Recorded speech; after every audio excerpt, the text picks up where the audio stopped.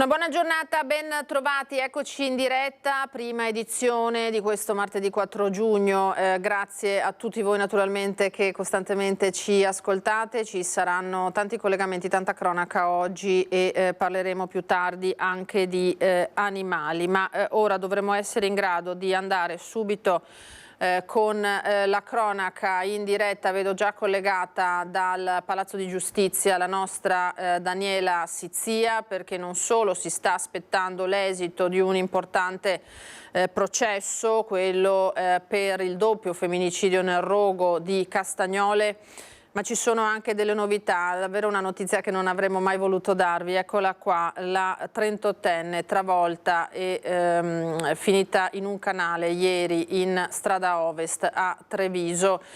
Si è spenta in ospedale al Cafoncello, dove era ricoverata da ieri dopo l'incidente che si è verificato circa intorno all'1, quando un giovane appena ventenne al volante di un furgone in strada Ovest ha perso improvvisamente il controllo del mezzo ed è finito sulla pista ciclabile. Ecco, questa giovane donna stava percorrendo in bicicletta la pista ciclabile ed è stata travolta, improvvisamente schiacciata tra il canale e un'inferriata dal furgone. Le sue condizioni erano state subito considerate disperate, giudicate disperate. Si è tentato il tutto per tutto all'ospedale Cafoncello, interventi di urgenza, terapie, ma a nulla è valso ogni sforzo dei sanitari dell'ospedale di Treviso. Questa giovane donna, purtroppo, lo abbiamo detto, è deceduta. Allora ci fa il punto della situazione da Palazzo di Giustizia, dove inevitabilmente si indagherà su quello che è successo, la nostra Daniela Sizzia. Buongiorno Lina, buongiorno ai telespettatori. Ci troviamo di fronte al Tribunale di Treviso, dove, lo diciamo subito, è in corso l'udienza a carico di Sergio Miglioranza, l'uomo di 70 anni, accusato di aver dato fuoco alla propria abitazione e di aver ucciso la moglie e l'amica della moglie che viveva con loro, ma ne parliamo davvero fra poco, perché prima dobbiamo dobbiamo darvi una notizia che mai avremmo voluto darvi, ed è quella che Giulia Mauri, 38 anni, la giovane coinvolta in un drammatico incidente stradale ieri nel pomeriggio, è morta questa notte all'ospedale di Treviso, dove era stata trasportata in condizioni disperate, travolta da un furgone. Una giovane di 22 anni che ha perso il controllo del mezzo, l'ha travolta. Lei era in sella ad una bicicletta, poi ha sfondato il parapetto di un ponticello ed è finito dentro il canale, letteralmente trascinando la povera vittima dentro l'acqua. Pensate che alcuni testimoni che ieri avevamo sentito ci avevano raccontato di aver visto l'incidente, sono accorsi per aiutare il giovane, mai avrebbero pensato che invece era stata coinvolta anche una terza persona. Poi quando sono arrivati e hanno cercato di estrarre il giovane, si sono accorti che la povera Giulia era in acqua con il volto in giù verso l'acqua. L'hanno portata sul ciglio della strada e hanno tentato di rianimarla. Le condizioni però erano davvero disperate, i traumi erano gravissimi e questa notte la notizia della morte, l'ennesimo incidente stradale mortale nella Marca. Ora si dovrà ricostruire cos'è accaduto, perché il giovane ha perso il controllo del furgone. Qualcuno dice un malore, altri parlano di una distrazione. Veramente, ovviamente saranno gli inquirenti a doverlo stabilire. Sicuro è che la procura aprirà un fascicolo nei confronti del 22enne che è stato portato in ospedale in stato di shock per omicidio stradale. Questa dunque è la notizia che mai avremmo voluto darvi, ma purtroppo l'abbiamo davvero appresa poco fa. Ed ora invece veniamo al processo di cui abbiamo parlato prima, il processo a carico di Miglioranza, una nuova udienza, probabilmente l'ultima udienza. Oggi nel tardo pomeriggio ci dovrebbe essere la sentenza. Oggi, proprio in questo momento nell'aula ci sono le repliche del pubblico ministero Anna Andreatta e dell'avvocato difensore di minoranza, repliche che scusate che ci spostiamo, repliche che ricostruiscono punto su punto tutta la vicenda, sia da parte ovviamente dell'accusa sia da parte della difesa. Al termine di queste repliche parleranno ovviamente anche i difensori delle parti civili e dell'assicurazione. I giudici si riuniranno in Camera di Consiglio per la sentenza. Ricordiamo che il pubblico ministero ha chiesto l'ergastolo per Sergio Miglioranza, che sempre si è dichiarato sempre invece innocente.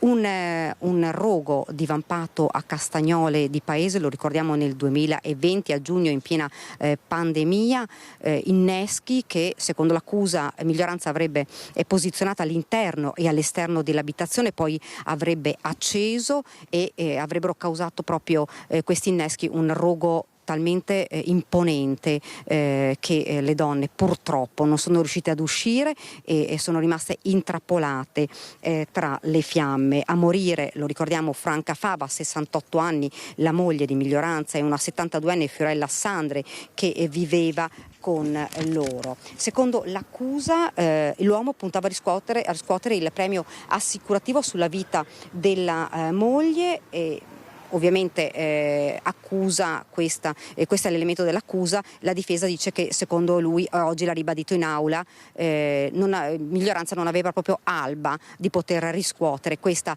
assicurazione. Miglioranza è in aula perché ha sempre assistito a tutte le udienze. Si prevede la sentenza forse finale nel tardo pomeriggio, perché come vi ho detto stanno continuando le repliche. Ovviamente questo è il momento importante in cui si tirano le somme di quello che di questi 2 anni di processo. Questo è quanto qui dal Tribunale di Treviso. Noi ovviamente aspetteremo con Francesca Pezzo dalla parte tecnica di sapere, di capire quando si riuniranno i giudici in Camera di Consiglio. Come vi ho detto, l'accusa ha chiesto l'ergastolo per Sergio Miglioranza. Qui dal Tribunale è davvero tutto, a te la linea. Grazie a Daniela Sizia e a Francesca Pezzo, che erano a Palazzo di Giustizia a Treviso per seguire queste doppie inchieste. Purtroppo il processo, l'abbiamo detto, a Sergio Miglioranza per quello che è stato considerato la procura un doppio femminicidio a Castagnole di Paese, un rogo doloso secondo l'accusa naturalmente, che la difesa sta cercando di smontare in queste ultime battute di processo. E poi la morte di Giulia Mauri, ce ne parlava anche la nostra Daniela. Chiederei gentilmente in regia ad Alessandro Granziera, a Tommaso Migot di mettere in onda quello che è queste sono le prime informazioni che pubblica sulla sua homepage il Gazzettino. Giulia, vestita da judoka, era infatti una sportiva appassionata naturalmente e è stata allieva di Ofelio Michelan, che a Treviso oltre ad essere stato assessore della giunta di centrosinistra è un po' un'istituzione, insomma, delle arti marziali, maestro storico di generazioni, e collaborava proprio con l'associazione di Ofelio Michelan, la Rembucan, cintura nera terzo dan, quindi anche una giovane donna sportiva appassionata di quello che faceva, investita, abbiamo detto, da questo furgone in strada Ovest. Lavorava come impiegata, la passione per le arti marziali, e poi ieri è successo purtroppo quello che è successo.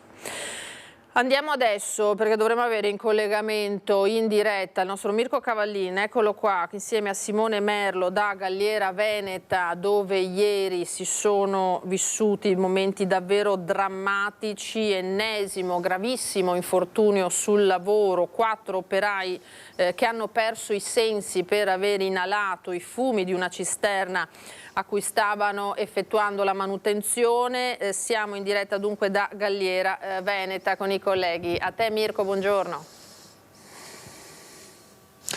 Buongiorno Lina, buongiorno ai telespettatori di Antenna 3. Si dicevi bene, ieri sera nel tardo pomeriggio intorno alle 18 questo incidente simile nella dinamica a tanti altri, 3 operai di nazionalità rumena ma residenti qui nel territorio da tempo, 2 nel comune di Rosà e 1 a Fontaniva, 62enne a 8 mesi dalla pensione, sono caduti uno dopo l'altro in una catena terribile dentro uno di questi contenitori, li vediamo anche alle mie spalle grazie a Simone Merlo, sono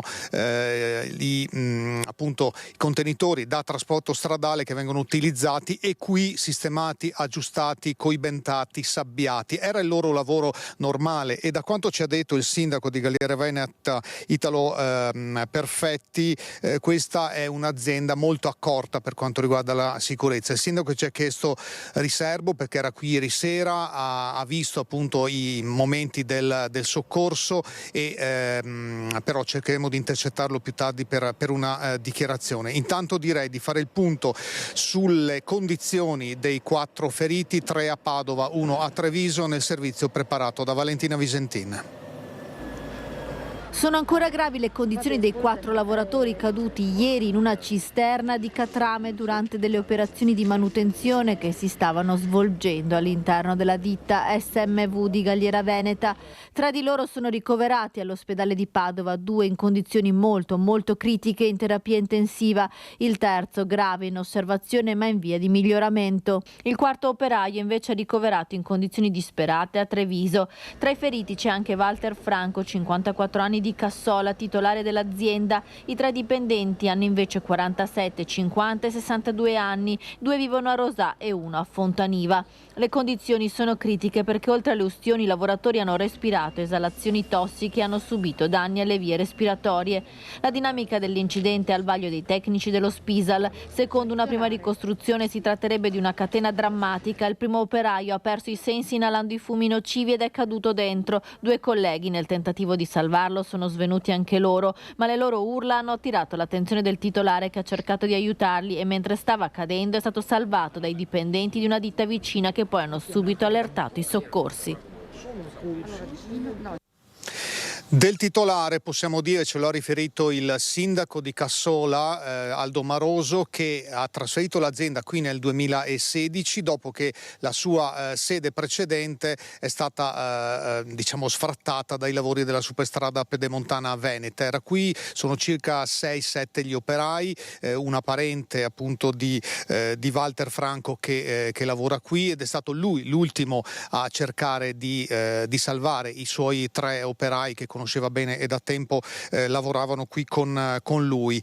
La fortuna ha voluto che una delle aziende qui vicino, quella che si trova alla mia destra, era in fase di chiusura proprio in quel momento e uno degli operai, mentre stava chiudendo il portone appunto per la chiusura del turno, si è accorto, ha sentito le urla provenienti dalla parte retrostante della SMV appunto di Walter Franco. Nicola Scapin ha tentato appunto ed è riuscito a salvare il collega, lo abbiamo intercettato ieri sera con il microfono di Vanessa Banzato, dopodiché la linea può tornare allo studio. E io ho detto, cosa succede? Te 3 dentro, mi dice. Io cosa gli dico? Aspetta un attimo.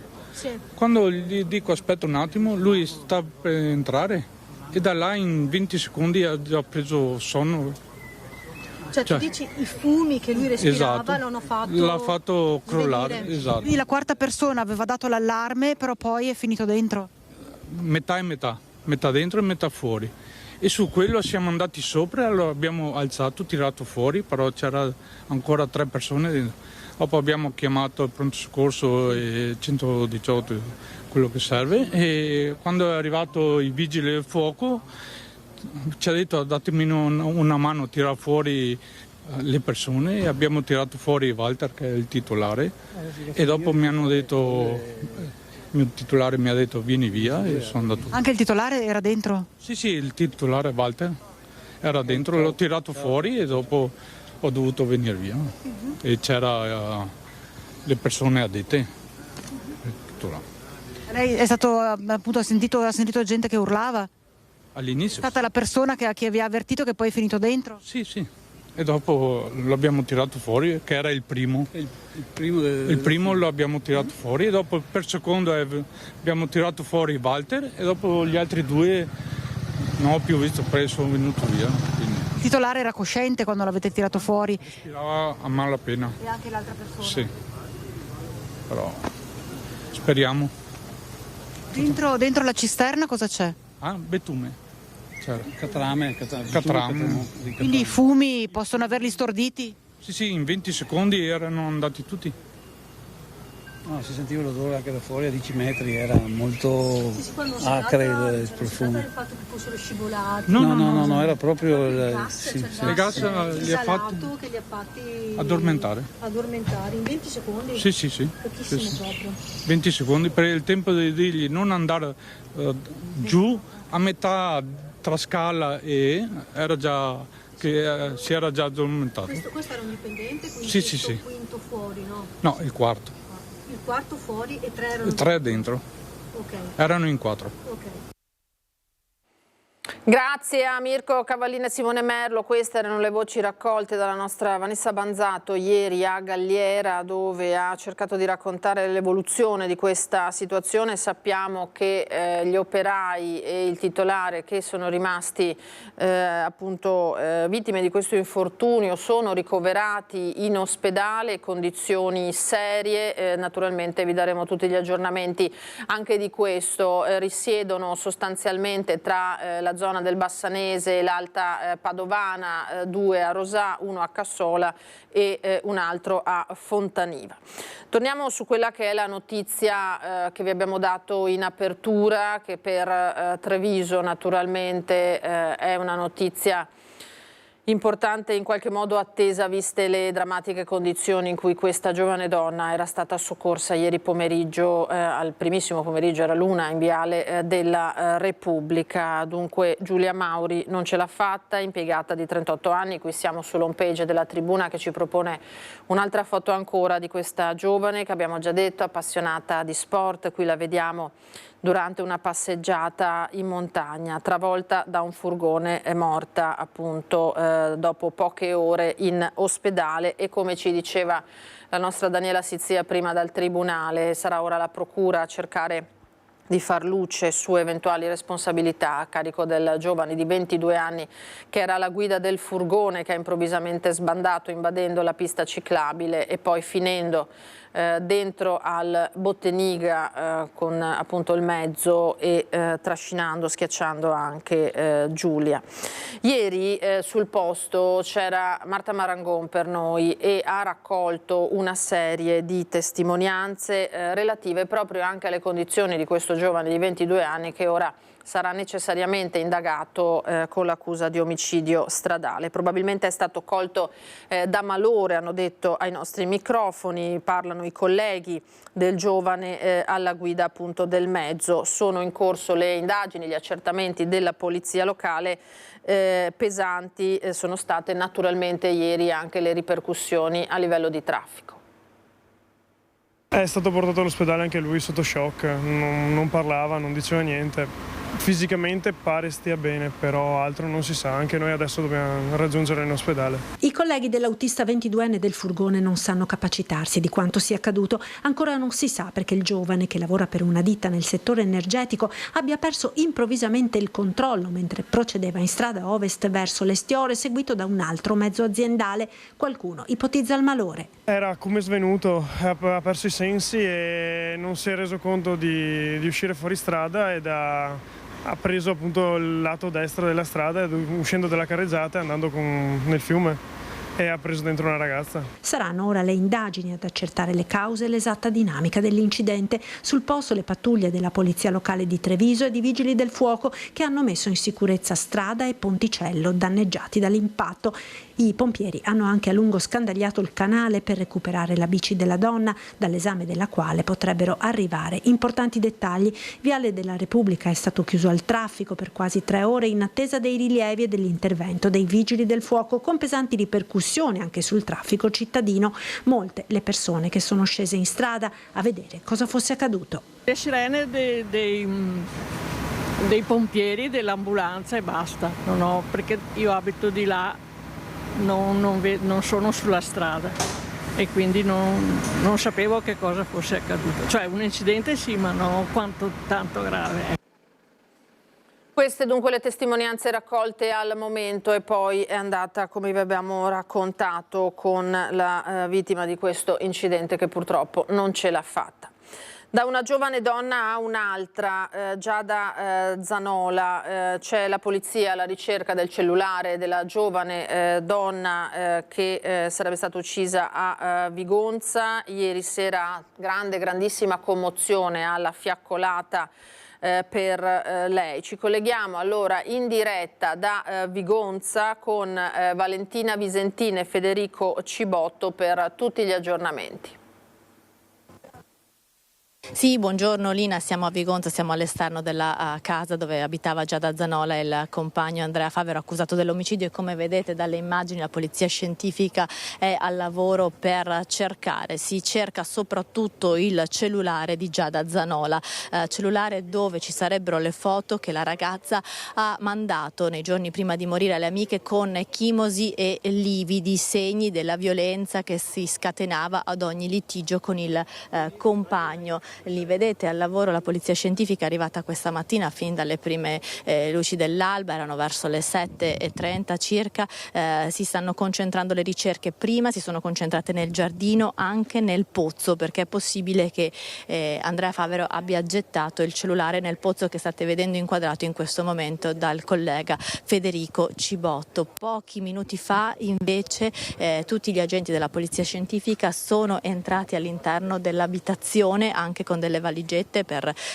ulteriori rilievi. È possibile che stiano cercando anche alcune sostanze, farmaci che potrebbero essere stati somministrati alla giovane che aveva espresso sempre alle amiche nell'ultimo periodo il timore di essere avvelenata dal compagno e sarà poi anche utile da capire se ci sono farmaci all'interno per eventualmente capire se Giada sia uscita di casa stordita in qualche modo da farmaci o droghe, che quindi sia stata gettata in stato di incoscienza dal cavalcavia. Ovviamente sono tutte ipotesi perché servirà per la conferma all'esito degli esami tossicologici che sono stati eseguiti qualche giorno fa durante l'autopsia. Nel frattempo c'è stato il nulla osta per la restituzione della salma. I funerali quasi sicuramente verranno celebrati a Brescia, paese d'origine della giovane. Intanto vedete con le immagini continua il lavoro della polizia scientifica nell'abitazione. Da questa abitazione ieri sera è partita la fiaccolata, oltre 2000 persone che hanno partecipato alla manifestazione organizzata dal Comune per ricordare Giada e tutte le vittime di femminicidio. Vi facciamo sentire le testimonianze che sono state raccolte dalla collega Chiara Gaiani, presente anche Gino Cecchettin, poi vi faremo sentire anche le sue parole, ma intanto le immagini della fiaccolata.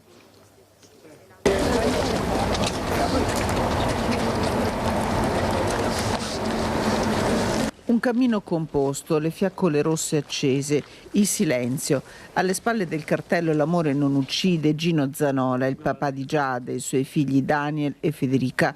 A fargli quasi da scudo, dopo aver parlato a lungo con la famiglia, il sindaco di Vigonza, Gianmaria Boscaro, primo cittadino di una comunità stretta nel dolore.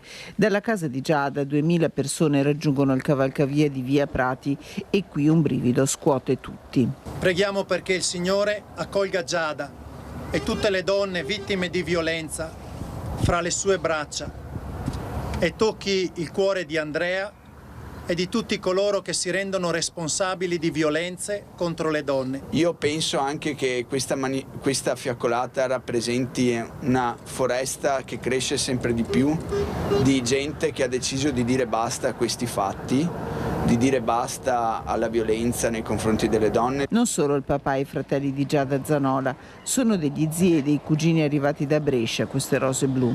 Con che spirito avete fatto questa autostrada terribile? Lei è lo zio vero di Giada? Si chiama? Ivo. È lo spirito è una settimana tremenda.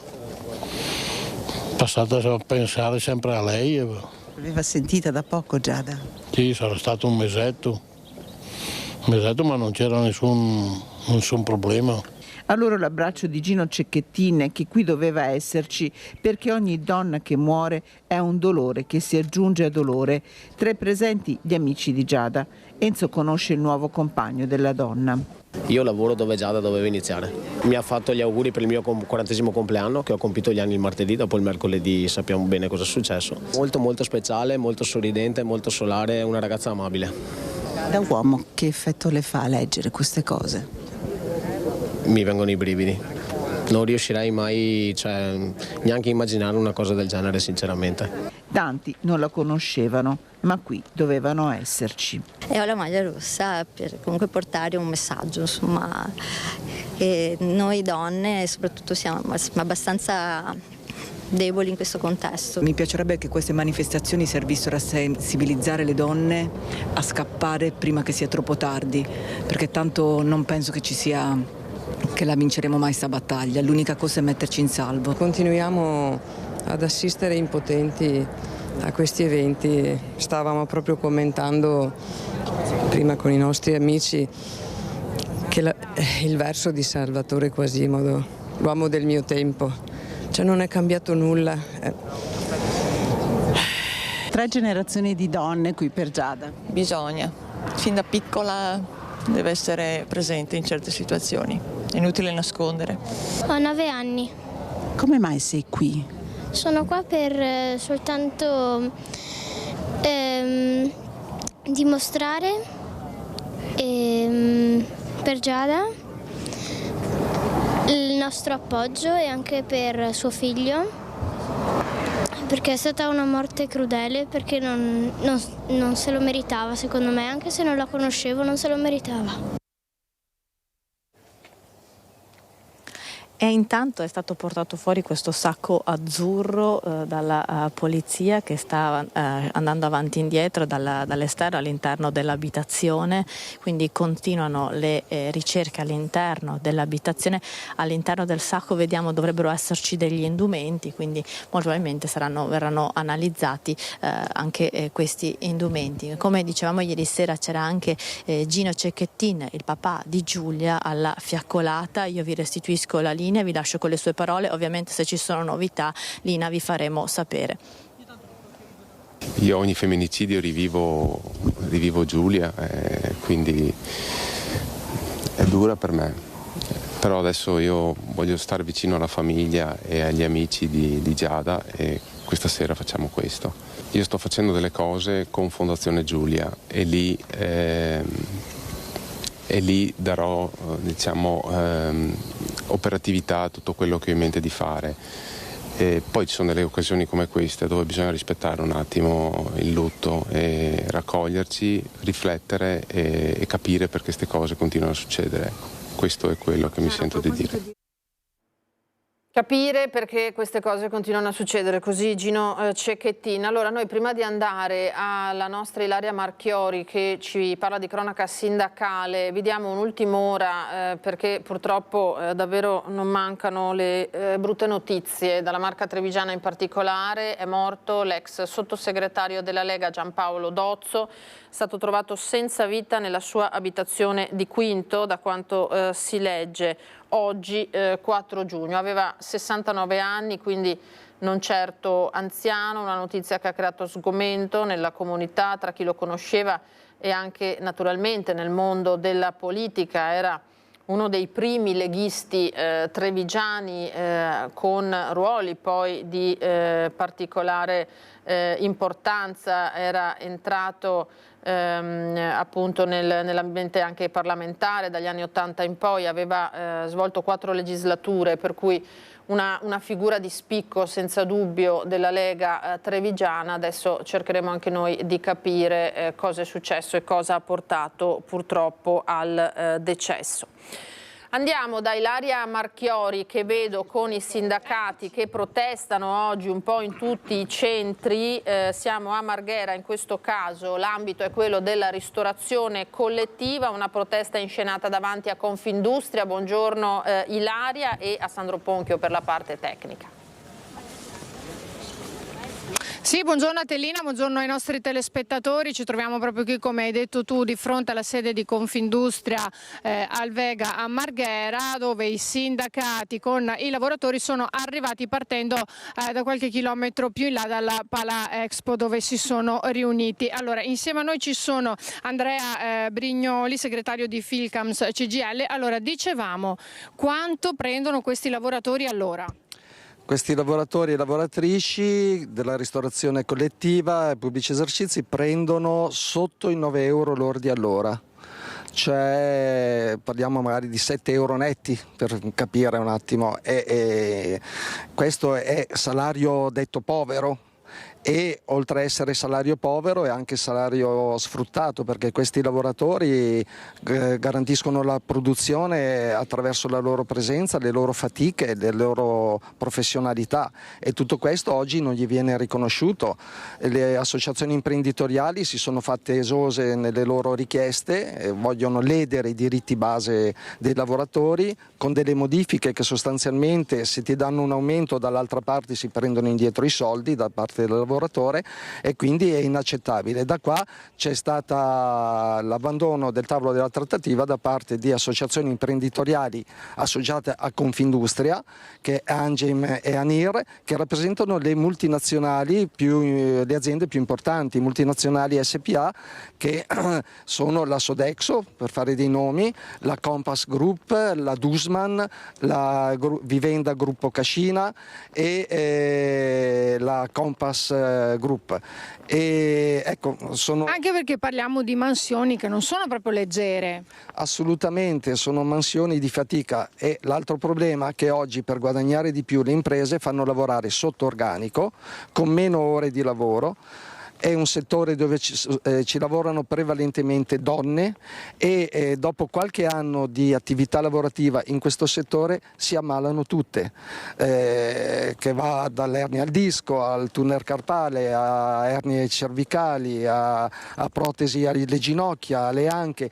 E il problema più grande è che se non sei produttivo e quindi non rendi più fisicamente, ti danno una pedata nel sedere, perché non sei più interessante per l'azienda, e dunque con una bella lettera di trasferimento ti lasciano a casa. E tutto questo è un sistema sbagliato, un sistema malato, e purtroppo non viene riconosciuto la fatica e l'esperienza di queste lavoratrici, non viene riconosciuta né economicamente e neanche come diritti, perché appunto, come ho detto, vogliono toglierli.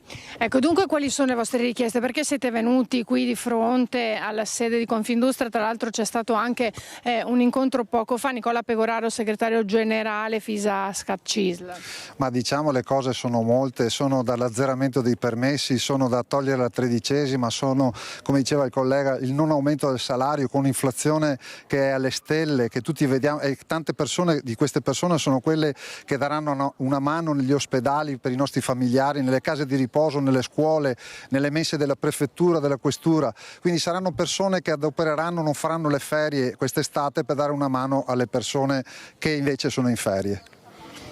Ecco, avete sentito dunque quali le motivazioni di questa protesta, quali le richieste. Io ringrazio i nostri ospiti qui con i sindacati. Purtroppo la Will ci ha dovuto abbandonare per altri impegni, per altre trattative sindacali. Se non ci sono domande io restituisco la linea allo studio. Grazie Ilaria Marchiori e Sandro Ponchio, grazie agli ospiti. Protesta, lo abbiamo detto, che è andata in scena oggi anche in altri capoluoghi di provincia. Noi adesso ci fermiamo per qualche istante e torneremo tra poco con altra cronaca. Andiamo in diretta da studio, prima edizione di Antenna 3, ci spostiamo a Udine con il collega Stefano Giovanpietro, che vedo già in collegamento. Eccolo qua. Stefano, buongiorno, perché c'è un'altra giornata importante e particolare per tanti versi, anche molto dolorosa, sul fronte della tragedia del Natisone. Aperta la camera ardente per le 2 ragazze che sono state trovate senza vita. Non si trova ancora il corpo della terza vittima, Christian, presunta vittima, ma purtroppo nulla fa sperare in un esito positivo. E poi c'è il fronte naturalmente delle indagini. A te Stefano, buongiorno.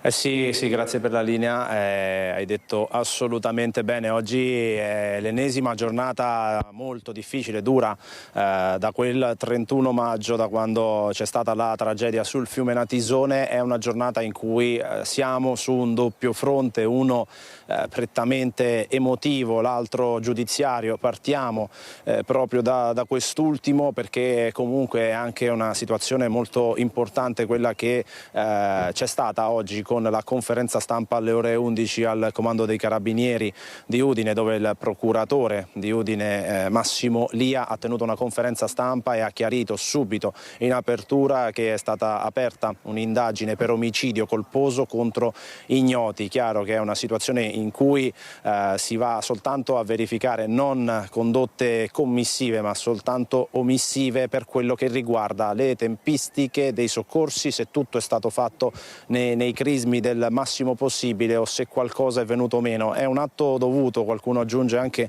doveroso, per comunque fare chiarezza sulla morte per ora delle due ragazze, Patrizia Cormos e Bianca Doros, rispettivamente 20 e 23 anni. Ha anche chiarito molto presto il procuratore che non entra nel merito delle decisioni, di quello che è stato fatto, perché l'indagine è appena aperta, è in corso e comunque vige anche quello che è il silenzio istituzionale sotto questo punto di vista, e quindi non ha risposto in particolare a quello che è l'interrogativo principale, il perché si sia deciso di partire con l'elicottero Drago dall'aeroporto di Venezia, 120 km, invece che far partire quello del soccorso alpino, che era molto più vicino a Premariacco e che tra l'altro, essendo partito pure per secondo, è arrivato prima rispetto all'elicottero Drago di Venezia, e se comunque un intervento più tempestivo dell'elicottero avrebbe potuto evitare la tragedia. Non si vuole cercare un colpevole nel mazzo, assolutamente no, anzi noi ribadiamo in ogni diretta quanto sia impagabile lo sforzo che stanno facendo i vigili del fuoco, i volontari della protezione civile, Croce Rossa e quant'altro, ma per fare chiarezza, anche per rendere giustizia a quello che è successo, bisogna cercare di illuminare anche tutti gli angoli un po' più bui di questa vicenda. Vi possiamo dire, e quello ce lo ha detto il procuratore, che la prima chiamata è stata effettuata al numero unico di emergenza 112 da Patrizia Cormos alle 13:29 di quel venerdì 31 maggio. Ne ha effettuate 4 di chiamate, una senza risposta. Anche qui bisognerà capire perché, se per problemi di linea o perché comunque veramente non c'è stata una risposta dell'operatore. E detto questo, sono passati sostanzialmente 25 minuti circa dalla prima chiamata di Patrizia a quello che è stato l'intervento della prima squadra di soccorso, e il tutto invece si è svolto in una mezz'oretta, da quando i ragazzi hanno cominciato a capire che poteva esserci un pericolo al fatto che sia degenerato tutto totalmente, portandoli poi per adesso le due ragazze alla morte e Christian ancora disperso, ma con poche speranze. Soltanto una la chiamata di un passante, di un cittadino privato. Si era parlato di molte chiamate, invece no, si è stato confermato che soltanto una, la chiamata diversa da quelle di Patrizia, al numero unico di emergenza 112. E questa è la situazione, con le ricerche di Christian che proseguono. Anche qui hai detto giustamente tu, Chiaro, che purtroppo le ore passate fanno presagire nulla di positivo, però le ricerche continuano, una fiammella di speranza la si vuole tenere accesa, quantomeno comunque c'è la famiglia di Christian Kasian Molnar che vuole avere la sua verità, anche nel caso dovessero ritrovare soltanto il corpo del figlio. Sarebbe comunque una parola fine a un qualcosa che si porteranno dietro per la vita, come queste famiglie. Passiamo al secondo fronte, vi facciamo vedere, siamo alla camera ardente proprio della casa funeraria Mansutti. Cerchiamo anche di capire il perché tutte le tante troupe televisive si stanno spostando in questo momento per immortalare l'arrivo di una persona qui. Comunque è un corteo praticamente infinito di persone, conoscenti, che hanno condiviso qualche esperienza di vita con Patrizia o con Bianca, ma anche solo, come detto, privati cittadini che vogliono esserci, vogliono salutarle, vogliono vederle, darle un bacio, oppure anche dare un gesto di sostegno alla famiglia. Prima essendo off limits alle telecamere e la camera ardente, ci siamo affacciati semplicemente solo per guardare. Abbiamo visto famiglie ovviamente disperate, distrutte, devastate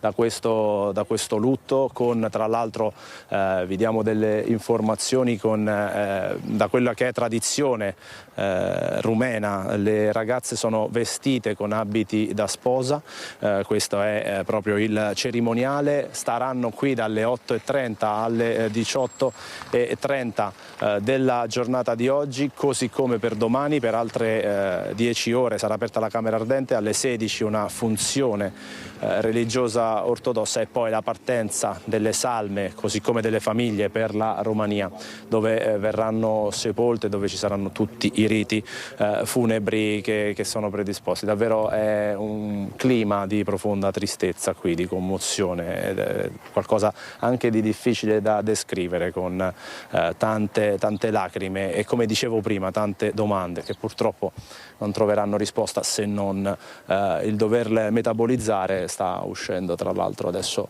di nuovo, anche perché ci sono state delle visite istituzionali anche piuttosto importanti. Il sindaco di Udine, Alberto Felice De Toni, che sta adesso venendo fuori dalla camera ardente. Ti restituisco la linea, poi non so se magari hai voglia, posso provare ad andare a strapparti una battuta del sindaco.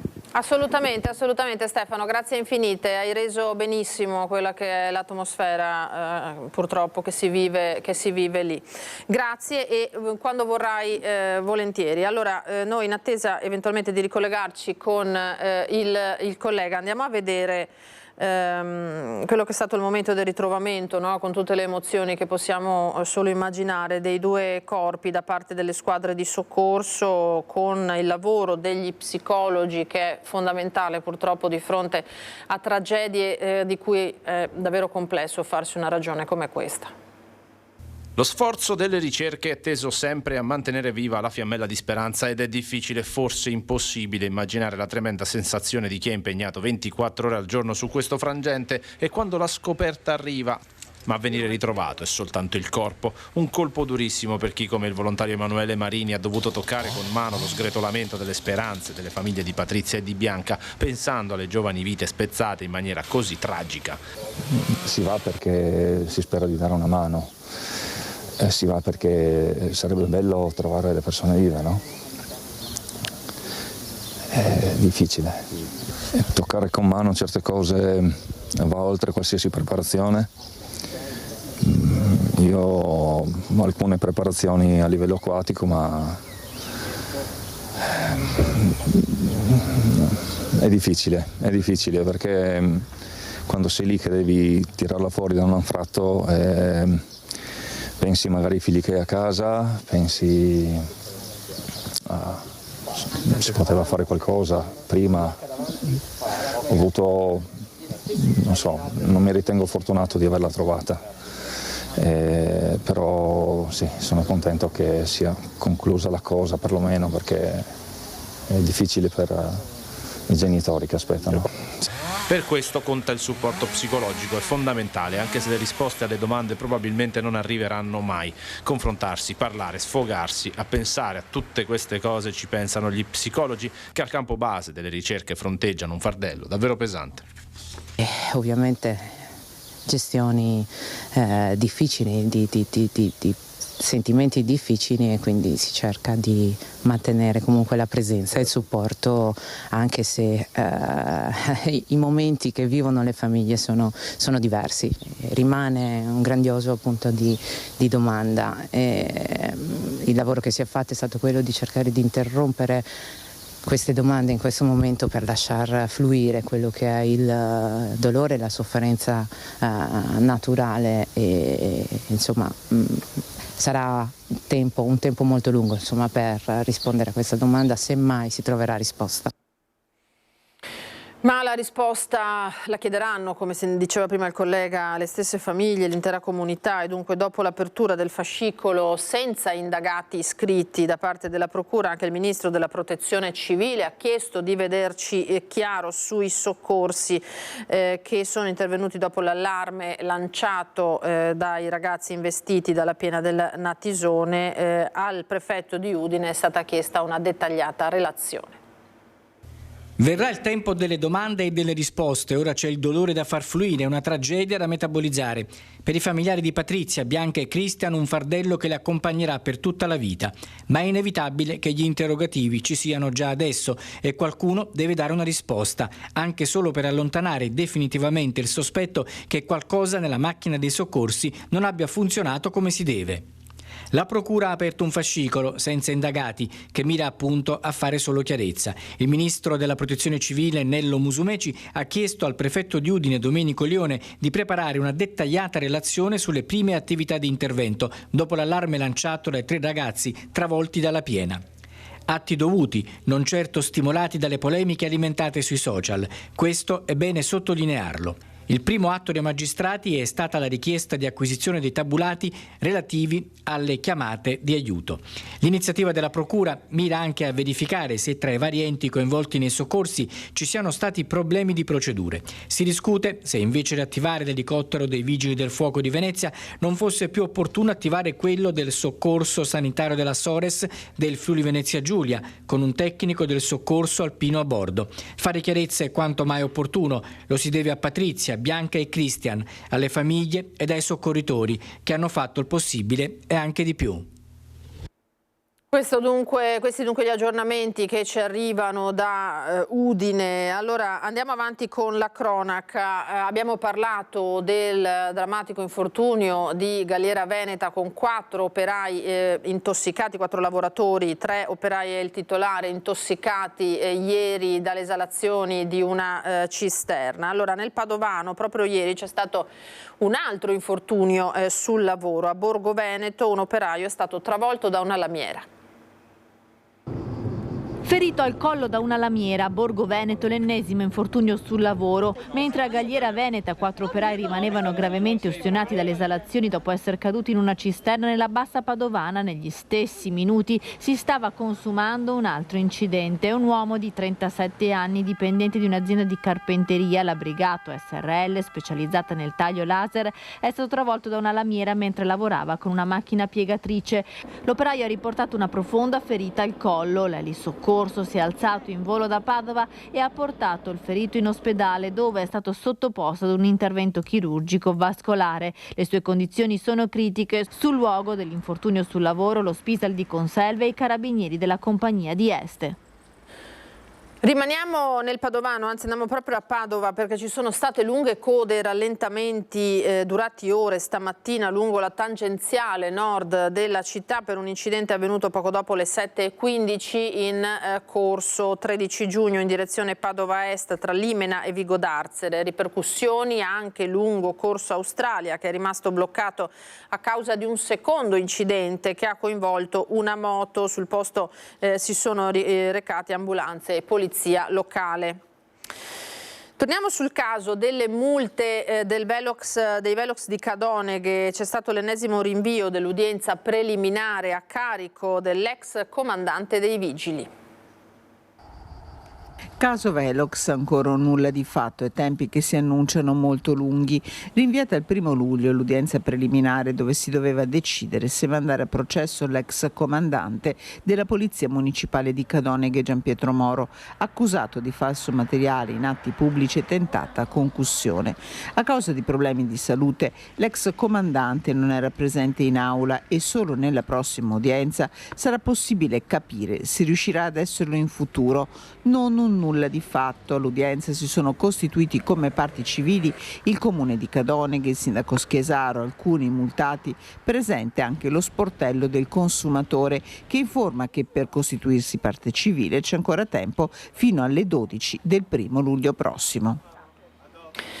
Dal Padovano al Vicentino, dubbi sulla morte, sulle cause della morte di Loris Comparin, 46 anni, ex campione di karate che appunto è deceduto. È stata avviata un'inchiesta da parte della Procura di Vicenza dopo l'esposto presentato dai familiari dell'ex campione di Arsiero.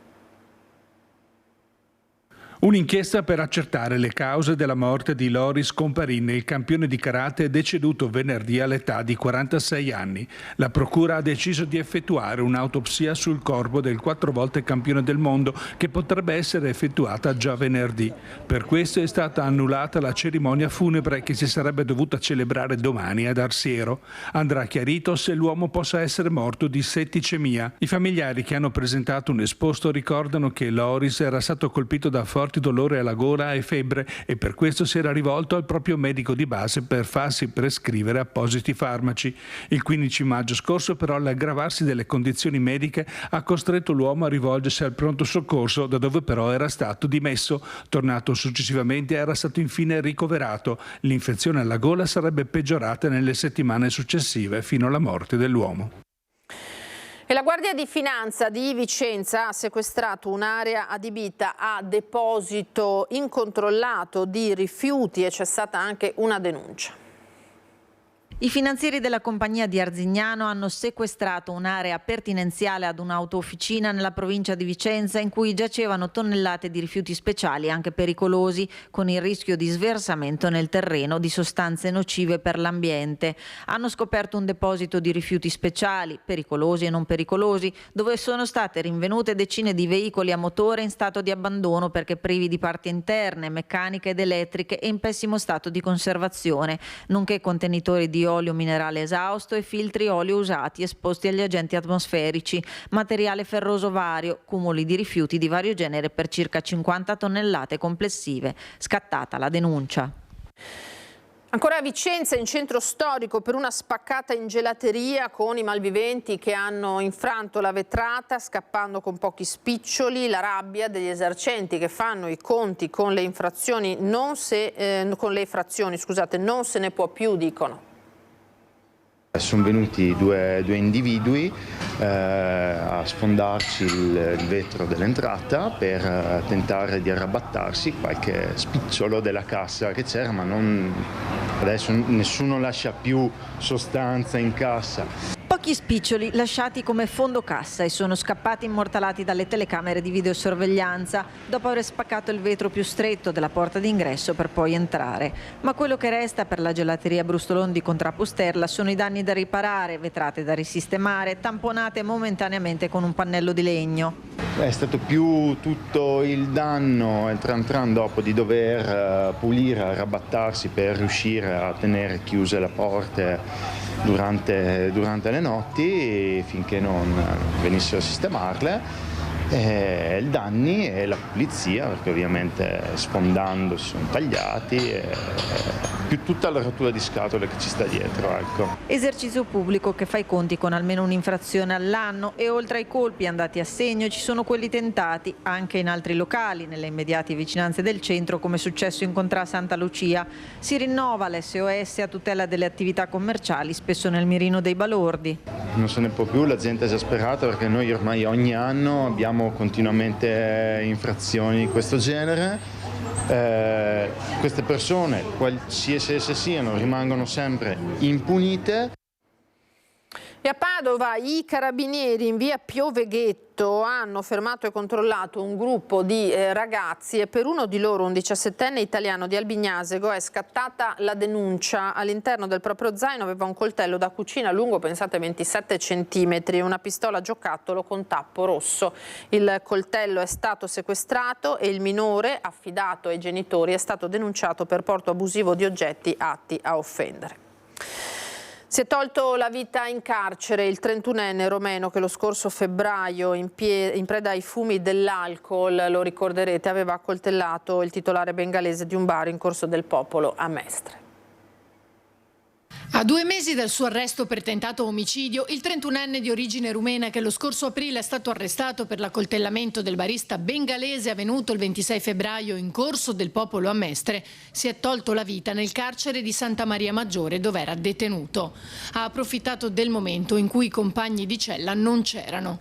Il gesto ha scosso la casa di reclusione e gli operatori, anche perché i suicidi all'interno del carcere sono un'emergenza su cui la direzione sta lavorando già da qualche tempo. tempo. Nel 2023 infatti altre 3 persone si sono tolte la vita nel carcere di Santa Maria Maggiore. Scossi anche i 2 legali del 31enne. Per noi, hanno commentato, è stato un gesto inaspettato. Era stato fissato il giudizio immediato, continuano. Avevamo raggiunto un accordo con la procura per il patteggiamento e stavamo preparando l'istanza di scarcerazione. Residente a Mestre da anni, il 31enne lascia la compagna e 3 figli. Adesso 2 casi di bimbi morti in tenera età. Partiamo dal dramma vissuto da una famiglia padovana che ha perso il figlio di 8 anni a causa di un neuroblastoma. Per 4 anni ha lottato contro un neuroblastoma. Il sorriso del piccolo Riccardo Barbera di Padova si è spento a soli 8 anni venerdì all'Hospice Pediatrico di Padova. Al piccolo nell'autunno del 2020 era stato diagnosticato un neuroblastoma partito da una ghiandola surrenale. Nonostante la chemio, le operazioni, la lunga degenza ospedaliera a Padova, non ha mai smesso di sorridere alla vita, ha scritto il governatore del Veneto Luca Zaia, che ha affidato ai social un messaggio di cordoglio alla famiglia di Riccardo. Se n'è andato venerdì dopo aver atteso, come aveva promesso, il compleanno del papà e la cresima della sorella maggiore, dicendo alla sua mamma: non ti preoccupare che adesso vado in paradiso e poi chiedo alla Madonnina di ritornare. Tanti messaggi di vicinanza alla famiglia in questi mesi. I funerali si terranno martedì 4 giugno alle 10 al Duomo di Padova. I genitori chiedono di non acquistare fiori ma di donare denaro all'associazione Braccio di Ferro che si occupa di assistere i bambini all'interno dell'Hospice Pediatrico di Padova. E vogliono che sia fatta piena luce sui soccorsi prestati alla loro bimba i genitori di Elettra, la piccola morta venerdì scorso a 18 mesi per aver ingerito un tappo.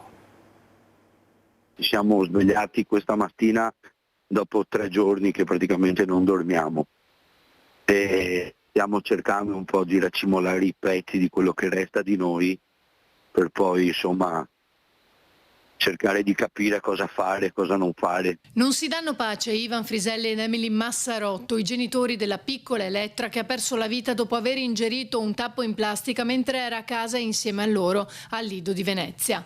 Aveva 18 mesi. Tanti dubbi della coppia, che si chiede se nella catena dei soccorsi qualcosa non abbia funzionato e vuole andare fino in fondo per chiarire ogni dubbio sulla vicenda.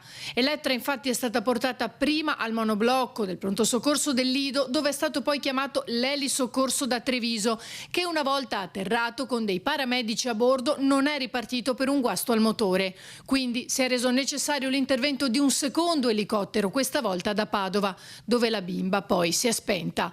La sua morte, dice il papà, non deve essere vana. Hanno aspettato che arrivasse il medico da Treviso per toglierlo e il medico da Treviso non l'ha tolto subito. Sarebbe passata circa un'ora secondo quanto riferito dai genitori, mentre Elettra lottava con tutte le sue forze. Perché non l'hanno tolto subito, si chiede la coppia, a cui è stato anche detto che al Lido non c'è l'apparecchio per vedere dove fosse l'ostruzione. Ci hanno detto che c'è un macchinario per vedere le ostruzioni di questo tipo, che però al monoblocco loro non ce l'avevano e non avevano la possibilità di fare una tracheotomia, aprire e togliere il tappo, perché appunto non avevano questo macchinario per vedere dov'era l'ostruzione e non potevano ovviamente tagliare a casa. Bastava ci fosse un medico competente e il macchinario lì. In un secondo vedevano subito dov'era. Il dubbio della famiglia è uno: quel macchinario in dotazione all'ospedale poteva salvare la loro bambina? In un'isola come quella in cui vivo io, che è il Lido di Venezia, non ci sia un pronto soccorso con un medico caparbio e che non ci sia una struttura minima per garantire il servizio a queste 20.000 persone, che sono quasi tutte famiglie con bambini, che ci sia un minimo di sicurezza, se qualcuno, che la morte di mia figlia non sia vana. Ecco. Non è possibile che io sono arrivato al pronto soccorso e c'era la sbarra chiusa, non potevo neanche entrare con la macchina, sono dovuto saltare dentro al marciapiede con la macchina, sono entrato, non c'era nessuno, ho dovuto urlare perché venissero fuori. La gente deve sapere che se si mette male e vive al Lido praticamente è condannato a morte certa, perché non è possibile. Non c'è niente qui per un primo intervento reale. Questo è il durissimo, doloroso sfogo dei genitori della piccola Elettra. Noi ci fermiamo per qualche istante e torniamo tra pochissimo.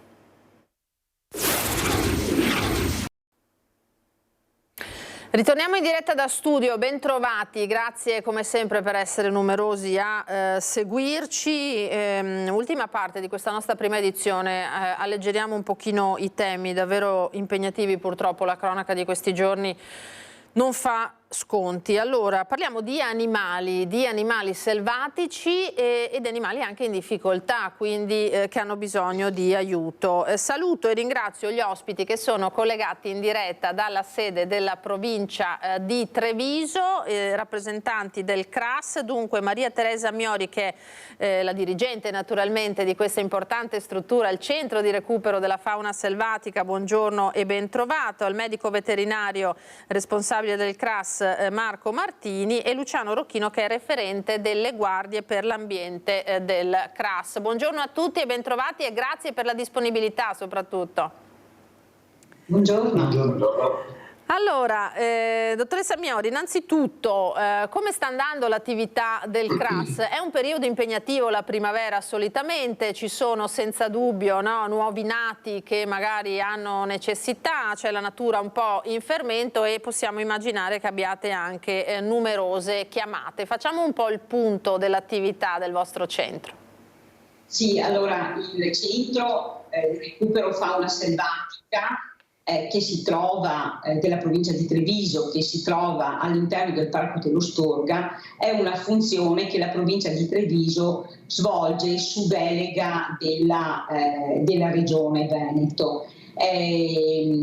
La nostra struttura è una struttura che, come si dice, annualmente con una serie di investimenti stiamo migliorando, efficientando.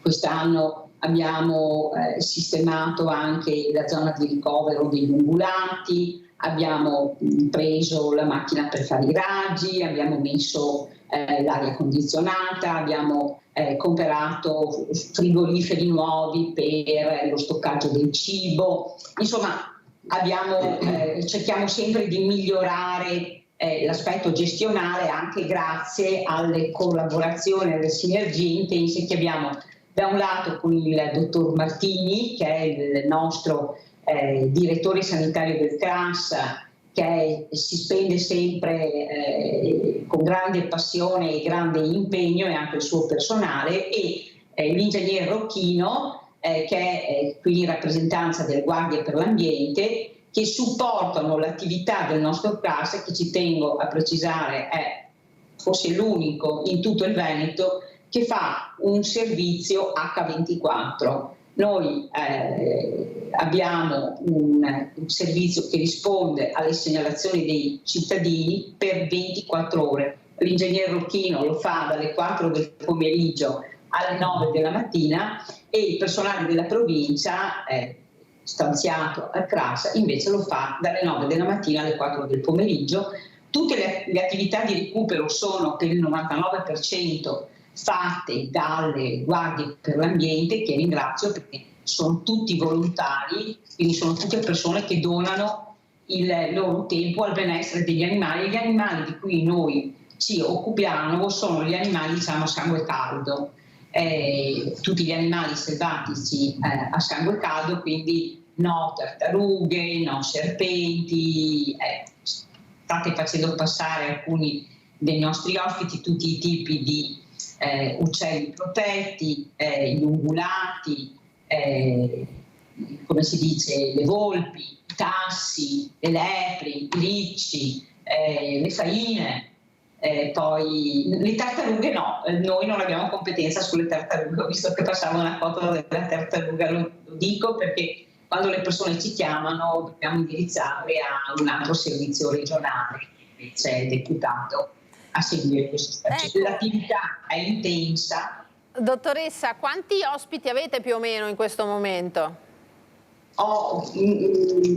Forse questo dato, esattamente quanto ne abbiamo oggi, è quello che volevo chiedere loro. Sì, indicativamente, insomma, su che ordini siamo? Perché immagino che vari di continuo il numero degli ospiti, no? Sì, noi tra quelli che sono nella parte esterna, dove sono, come si dice, in fase di riabilitazione per poi essere di nuovo liberati, e quelli che sono dentro invece nell'infermeria e quindi nella sala di degenza di infermeria siamo sull'ordine del 100 animali. Diciamo che questo è più o meno il numero tra entrate e uscite, perché poi dobbiamo tenere separati gli uccelli, li abbiamo sempre al CRAS ma in un'altra stanza, perché da quando c'è stato il problema dell'aviaria dobbiamo applicare ovviamente su indicazioni dell'ASL tutta una serie di procedure per evitare e verificare prima di metterlo nella sala degenze che non abbiano, quindi dobbiamo fare i tamponi, insomma c'è tutta una procedura particolare. Ecco, invece al dottor Martini approfitterei per chiedere qual è un po' la casistica più diffusa, insomma, per quali problematiche generalmente vi chiamano e soprattutto in questo periodo avete anche tanti piccoli magari di animali? Sì, il periodo primaverile ed estivo è oggettivamente molto impegnativo per le nuove nascite, che si tratti di uccelli, di mammiferi. Fondamentalmente la primavera è la stagione in cui la natura si riproduce ad ampio spettro, diciamo.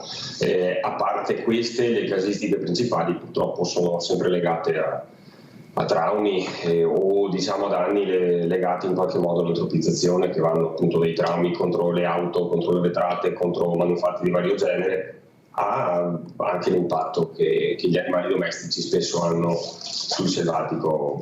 Pensiamo ai cani, anche ai gatti, forse più ai gatti, ma insomma poco cambia. Però effettivamente, fatto salvo diciamo, problematiche inerenti a problemi di svezzamento, effettivamente la traumatologia purtroppo è la casistica principale ad ampio spettro su tutte le specie. Ecco, è un po' colpa anche delle automobili, del traffico, dottore? Magari i traumi sono anche incidenti, tra virgolette? Sì, assolutamente sì. Gli animali hanno un'evoluzione che ovviamente non comprende tutti i manufatti. Che per manufatti noi intendiamo strade, macchine, vetrate o qualsiasi altra cosa, fili dell'alta tensione, fili dei legneti o quant'altro, loro effettivamente non si sono evoluti per considerarli. Quindi se loro hanno un passaggio da fare e in mezzo c'è una strada, di fatto loro la attraversano e purtroppo, ripeto, noi lo vediamo, perché ne paghiamo le conseguenze. Certamente. Ecco, invece a Luciano Rocchino volevo chiedere, come referente delle guardie per l'ambiente, due aspetti. Intanto immagino, Luciano, che sia molto aumentata la sensibilità delle persone nei confronti di questi animali, no? Dell'animale anche selvatico in difficoltà, per cui credo che le chiamate siano frequenti proprio per tante problematiche, perché le persone non si voltano più dall'altra parte in maggioranza, è così? Sì, certamente. Abbiamo avuto un incremento notevole, ad esempio da gennaio avevamo ricevuto circa 200 telefonate al mese, siamo passati l'altro mese, diciamo il mese di maggio, a 1060 telefonate al mese, per cui c'è stato un incremento notevole proprio dovuto al fatto che la gente chiama sia per il fatto che ci sono i piccoli che si trovano e poi la sensibilità è sicuramente aumentata nei confronti degli animali selvatici, anche se teniamo sempre a dire a chi segnala tutto quanto di considerare anche l'aspetto della natura selvatica del soggetto che si sta tenendo in considerazione. In che senso? Nel senso che riceviamo alcune segnalazioni, cioè diciamo che avvengono dopo che si sono fatte alcune azioni che non si dovrebbero fare. Per cui quello che noi invitiamo sempre è quello di chiamarci immediatamente quando si vede una situazione anomala, in modo tale da decidere insieme cosa fare, che alcune volte non c'è la necessità di recuperare l'animale selvatico, ma va ricollocato immediatamente, come possono essere anche i pulli di merlo o altri animali, o i leprotti, lepri molto giovani. Quindi alcune volte si fanno delle azioni, cioè si portano via degli animali che non si dovrebbero portare via. Per cui quello che noi invitiamo sempre a fare è quello di chiamarci immediatamente. Appena si vede una situazione strana, anomala, che può sembrare anomala, ci tanto noi siamo sempre reperibili, siamo 24 ore al giorno, 7 giorni su 7, trovate sempre qualcuno al telefono che vi risponde e insieme si discute e si dice di cosa parla. Certo, invece dottoressa Miori mi viene una curiosità su questo, no? Perché al di là di quelli che magari compiono in buona fede azioni che non dovrebbero, poi ci sono quelli che rincorrono la fauna selvatica per fare un video, ne abbiamo visti tanti, ahimè, ultimamente, cosa dice? Che sarebbe meglio evitare di fare questi sport, di praticare questi sport. Gli animali selvatici vanno rispettati, non vanno disturbati, vanno lasciati tranquilli, quindi per cortesia non inseguire. Se uno ha proprio tanta voglia di informarsi su una specie particolare, si prende un bel libro, va su internet, trova tutto, vede tutti i video di questo mondo, ma per piacere rispettiamo la natura, rispettiamo gli animali, perché possiamo creare solo problemi, possiamo creare a loro solo problemi, quindi evitiamo di fare le corride. È incredibile davvero che magari non si rifletta su questo. Ecco, dottor Martini, poi tra l'altro c'è il fatto che noi assistiamo anche a una discesa di animali che magari eravamo abituati a vedere ad altitudini differenti, insomma, che vediamo anche nei nostri territori, oppure addirittura animali, non so, presente i video di cervi in centro storico, piuttosto che, mi ricordo quello che era entrato al comando della polizia locale, mi pare di Conegliano, ecco, anche animali che si avvicinano molto più che in passato agli ambienti urbanizzati.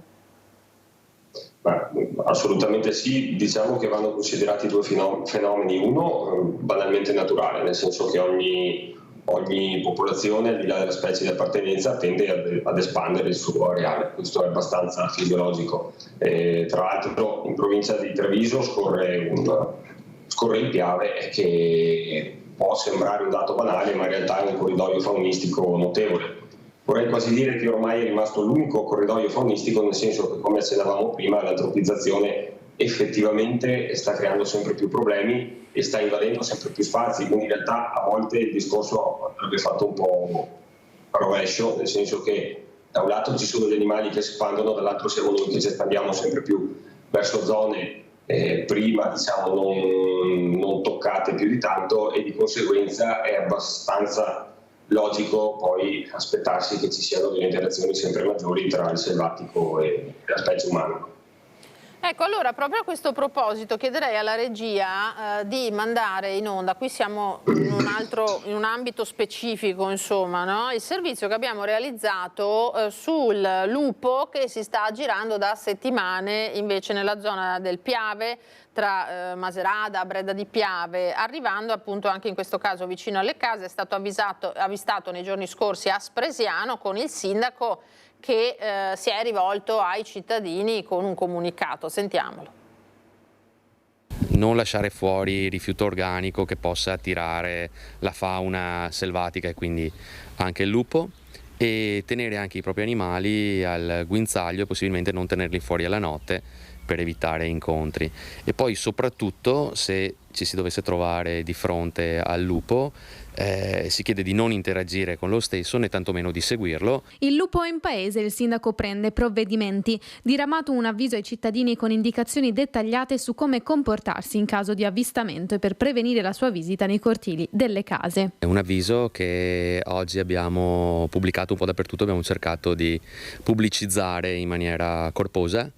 Perché sono stato contattato dalla dottoressa Miori della provincia, che aveva interagito con gli enti sovraordinati preposti della regione, e quindi abbiamo emanato questo avviso. Il lupo vaga infatti ormai da qualche settimana per le strade di Maserada, Salettuolo e Breda di Piave, un po' smarrito dato l'habitat inconsueto, zoppo e dolorante. Non è escluso che sia un giovane in dispersione che probabilmente ha lasciato il branco ed ha risalito il Piave, dove tra frasche e boscaglia può trovare prede e riparo. Immortalato a più riprese, postato sui social network dai cittadini, il sindaco invita piuttosto a segnalare la sua presenza per poter circoscrivere la zona nella quale si muove e poterlo portare così nel suo habitat. Se doveste avvistare il lupo, mi raccomando, niente filmati, niente video, niente foto, ma subito chiamare il numero del CRAS oppure il 112 per i carabinieri della forestale. Ecco, dottoressa Miori, ha sentito, no? Il sindaco della Pietra l'ha chiamata in causa proprio su questo. Cosa ne pensa di questa vicenda? Allora, per quanto riguarda le motivazioni, io non sono un esperto faunista, quindi io sono un giuridico, quindi sui motivi perché il lupo si trova in questa zona io non posso esprimermi perché non. Ecco, quello che dico è che l'avviso che il sindaco ha fatto è assolutamente perfetto e io mi associo completamente all'invito del fatto del sindaco, non interagire con l'animale, attenzione all'umido che non sia lasciato fuori di notte, attenzione a crocchette lasciate fuori, cani di proprietà tenuti al guinzaglio, non lasciare fuori i cani di notte perché potrebbero, come si dice, soprattutto i cani vaganti, ecco, che non vadano in giro per i fatti loro, e poi non inseguire il lupo per fare filmini, segnalare o al numero del CRAS che appunto, come ha detto il signor Rocchino, come ha detto l'ingegnere Rocchino, risponde 24 ore per segnalare, e poi, come si dice, c'è la regione che si sta interessando di questo problema e quindi i cittadini possono stare assolutamente tranquilli che la regione ha la situazione assolutamente sotto mano. Però mi raccomando, siamo più pericolosi noi del lupo, ecco, mi permetta. Senta dottoressa, un'ultima cosa, voi naturalmente gli animali che ospitate, curate, l'obiettivo è quello di rimetterli in natura, riuscite in maniera soddisfacente poi ad avere un buon rapporto tra animali curati e poi reimmessi, liberati? Sì, assolutamente.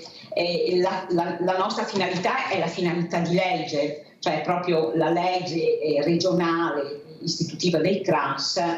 Io dico sempre, quando qualcuno mi chiede che non è un esperto, dico sempre: lei immagini il CRAS come il pronto soccorso, quindi c'è il ricovero, c'è la cura, c'è la riabilitazione, dopodiché se l'animale ha ripreso viene rimesso in natura e magari il dottor Martini può spiegare meglio i criteri di rimissione in natura. Se invece per delle problematiche di salute non può essere rimesso, noi anche attraverso collaborazioni con CRAS dei Carabinieri Forestali e anche con il supporto della Regione Veneto, li portiamo in centri che sono i centri seguiti da altri enti, in genere sono i Carabinieri Forestali che hanno questi centri grandissimi, dove gli animali lì vengono seguiti e possono condurre la loro vita sempre rispettando il benessere animale, ovviamente tenendo conto delle condizioni perdoni il termine, di invalidità che non gli consente il reinserimento in natura, insomma. Ecco, però diciamo che questa è per fortuna una percentuale molto limitata, insomma. Benissimo, allora io vi ringrazio davvero per questo contributo e per il lavoro che svolgete. Naturalmente grazie per la vostra disponibilità, la dottoressa Maria Teresa Miori, dirigente del CRAS della provincia di Treviso, il dottor Marco Martini che è il veterinario, l'ingegnere Luciano Rocchino, referente delle guardie per l'ambiente. Grazie e buon lavoro allora, visto che ce n'è tanto a quanto pare da fare in questo periodo. Grazie ancora. Grazie infinite, davvero sempre bello poi vedere le immagini degli animali che vengono soccorsi e poi si spera appunto rimessi in natura. Tanti cuccioli li abbiamo visti poco fa, anche a riprova dello splendido, meraviglioso territorio in cui viviamo. A proposito di territori da salvaguardare, andiamo a Vicenza adesso perché il nostro Daniele Garbin ha realizzato un contributo sulla richiesta di stop alla cementificazione proprio delle aree verdi di Vicenza. I residenti del quartiere Ferrovieri si mobilitano per salvare il parco Lanerossi. Con Simone Squarcina è andato a fare un piccolo viaggio in questo quartiere per raccogliere quelle che sono appunto le richieste dei residenti. Ci troviamo all'ingresso del bosco Lanerossi dell'ex pettinatura Lanerossi nel quartiere dei Ferrovieri, un'area di verde molto ampia che molti vicentini sicuramente non conoscono perché è stata riaperta recentemente, perché un comitato di ragazzi cittadini si sta dando da fare proprio per proteggerla. Siamo con Elena Guerra, che rischio corre questo parco? Allora, il parco che vedete è il parco industriale della ex fabbrica Lanerossi fallita 30 anni fa. Qua in 30 anni si è riprodotto un bosco bellissimo, dentro abbiamo trovato tassi, caprioli, faine, c'è di tutto.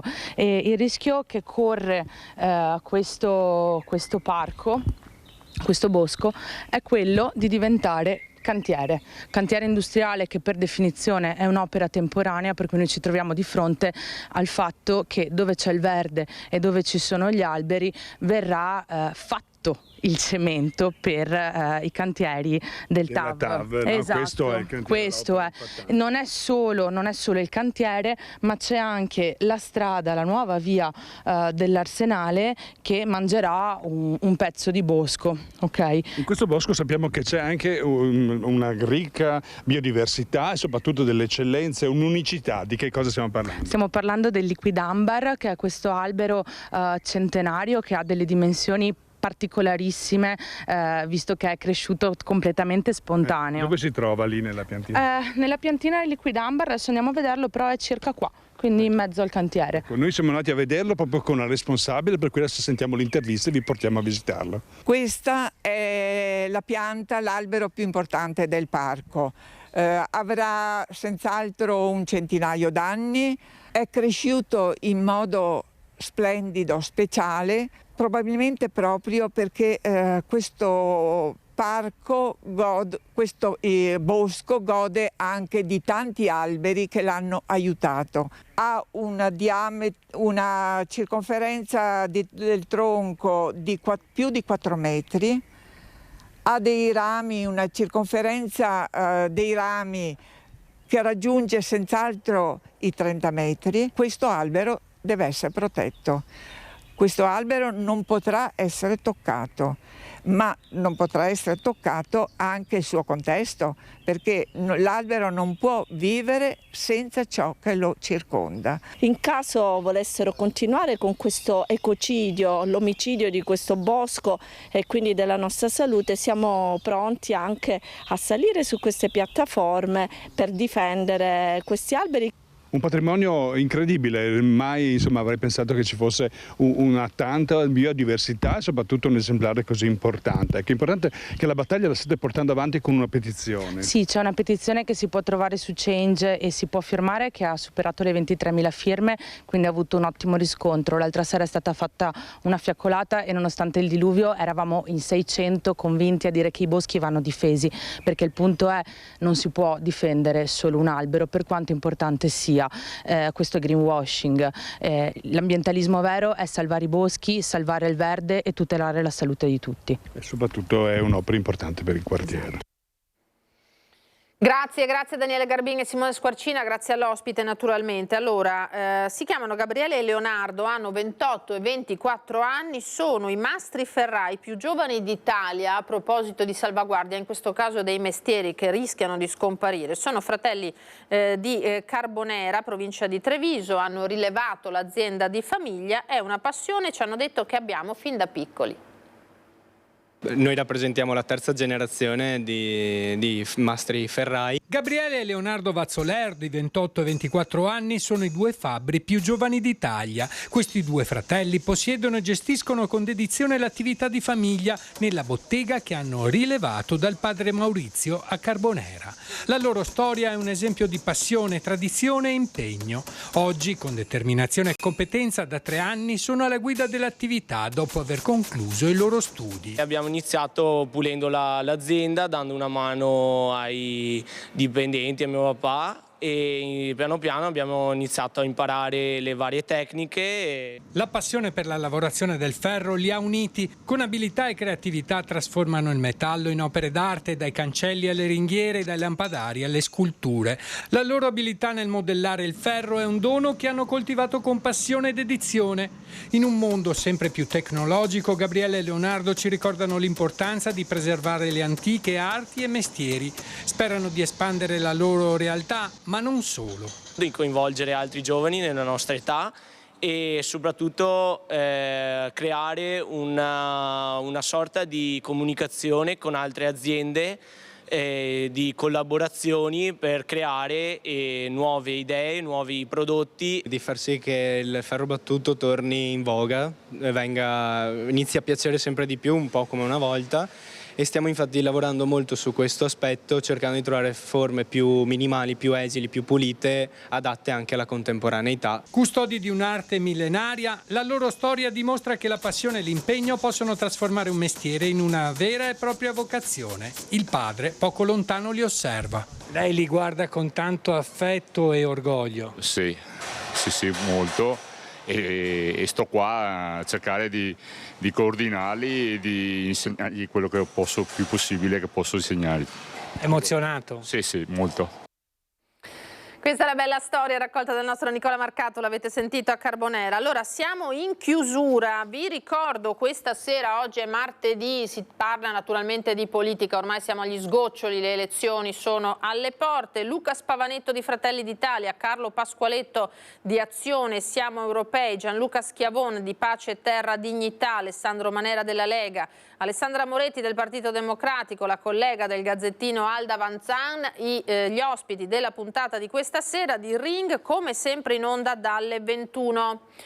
Vi ricordo anche, prima di salutarvi, che dopo di noi andrà in onda il documentario, il primo episodio del documentario Borgo Italia, poi a seguire dalle 14:25 come sempre il cinema, il film inglese Tom e Viv con Willem Dafoe, Miranda Richardson e un'altra serie di attori davvero importanti. Grazie in regia ad Alessandro Granziera e Tommaso Migot. Noi torniamo per i telegiornali di questa sera, come sempre. Un buon pomeriggio.